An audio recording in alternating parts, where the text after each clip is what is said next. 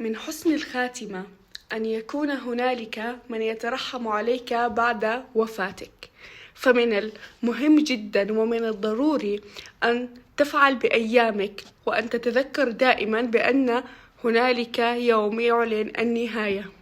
فمن الضروري أن تفعل ما يجعل الآخرون يقولون عليك بعد وفاتك: لقد كان فردا نافعا، لقد فعل لنا شيئا نافعا، كي يترحموا عليك.